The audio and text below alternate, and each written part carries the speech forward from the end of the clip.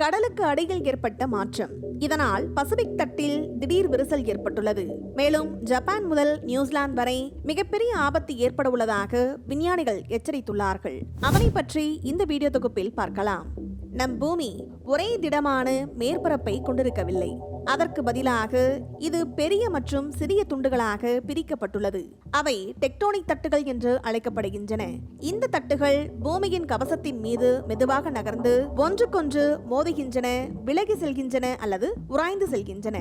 இந்த தட்டுகளின் நகர்வுதான் பூகம்பங்கள், எரிமலை வெடிப்புகள் மற்றும் மலைத்தொடர்கள் உருவாவதற்கு காரணமாகிறது. இதில் பசிபிக் தட்டு தான் நம் பூமியின் மிகப்பெரிய தட்டாகும். பசிபிக் தட்டு பெரும்பாலும் ரிங் ஆஃப் ஃபயர், அதாவது நெருப்பு வளையம் என்று அழைக்கப்படும் ஒரு பகுதியில் அமைந்துள்ளது. இந்த வளையம் பசிபிக் பெருங்கடலை சுற்றி அமைந்துள்ளது மற்றும் உலகின் பெரும்பாலான பூகம்பங்கள் மற்றும் எரிமலை வெடிப்புகள் இங்குதான் நிகழ்கின்றன.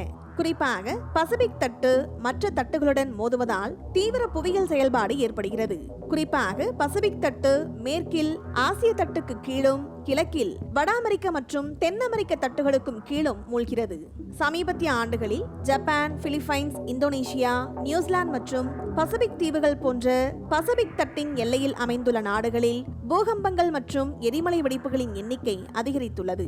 சில விஞ்ஞானிகள் இது பசிபிக் தட்டுக்குள் ஒரு புதிய பிளவு உருவாகி இருப்பதற்கான அறிகுறியாக இருக்கலாம் என்று கருதுகின்றார்கள். அதாவது இந்த பசிபிக் டெக்டோனிக் தட்டு இப்போது விரிவடைவதாக ஆய்வாளர்கள் கூறுகின்றார்கள். டொராண்டோ பல்கலைக்கழக ஆய்வாளர்கள் இதனை கண்டுபிடித்துள்ளார்கள்.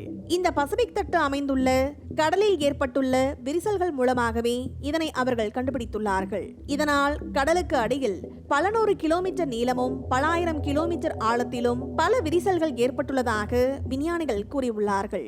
குறிப்பாக ஜப்பான் மற்றும் நியூசிலாந்து இடையே உள்ள கடல் பகுதியில் நில அதிர்வு செயல்பாடுகள் அதிகரித்திருப்பது கவலையை அளிக்கிறது.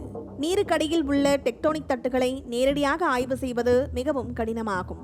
இருப்பினும் செயற்கைக்கோள் தரவு, கடல் தரை வரைபடங்கள் மற்றும் பூகம்ப தரவுகளை பயன்படுத்தி விஞ்ஞானிகள் பசிபிக் தட்டுக்குள் ஏற்படும் மாற்றங்களை ஆராய்ந்து வருகின்றார்கள்.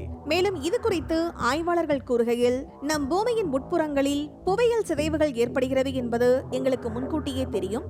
ஆனால் கடல் தட்டுகளிலும் கூட இது நடக்கிறது என்பது இதுவரை எங்களுக்கு தெரியாது என்று கூறியுள்ளார்கள்.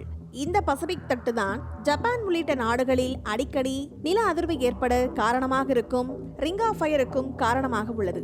ஒருவேளை இந்த பசிபிக் தட்டு பிளவுபட்டால் அதன் விளைவுகள் உலகளாவிய அளவில் ஆபத்தை ஏற்படுத்தும் என்று கூறுகிறார்கள். பெரிய பூகம்பங்கள் மற்றும் சுனாமி ஏற்படும், எரிமலை வெடிப்புகள் அதிகரிக்கும், அதே போல கடல் தரை மாற்றம் ஏற்படும், புதிய மலைத்தொடர்கள் மற்றும் பள்ளத்தாக்குகள் உருவாகும். பொதுவாக இந்த பசிபிக் தட்டு பிளவுபடுவது உடனடி நிகழ்வல்ல. இது மில்லியன் கணக்கான ஆண்டுகளாக மெதுவாக நிகழும் ஒரு புவியியல் செயல்முறை.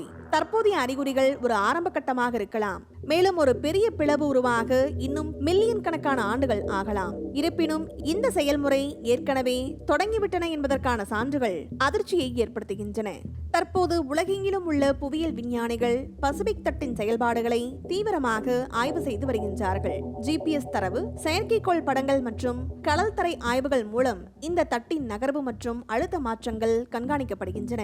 இந்த பசிபிக் தட்டு பிளவுபடுவது போன்ற ஒரு பெரிய புவியியல் நிகழ்வை நாம் தடுக்க முடியாது. இருப்பினும் அதன் சாத்தியமான விளைவுகளை பற்றி நாம் அறிந்து கொள்வது மற்றும் அதற்கு தயாராக இருப்பது அவசியம் என்று விஞ்ஞானிகள் கூறுகிறார்கள். மேலும் இந்த பசிபிக் தட்டு மேண்டலுக்குள் இழுக்கப்படும் புதிய புள்ளிகளை அடையாளம் கண்டுள்ளதாக ஆய்வாளர்கள் கூறியுள்ளார்கள். இந்த வீடியோ உங்களுக்கு பிடித்திருந்தால் லைக் மற்றும் ஷேர் செய்யுங்கள். மேலும் இது போன்ற சுவாரஸ்யமான வீடியோக்களுக்கு எங்கள் சேனலை சப்ஸ்கிரைப் செய்யுங்கள். நன்றி.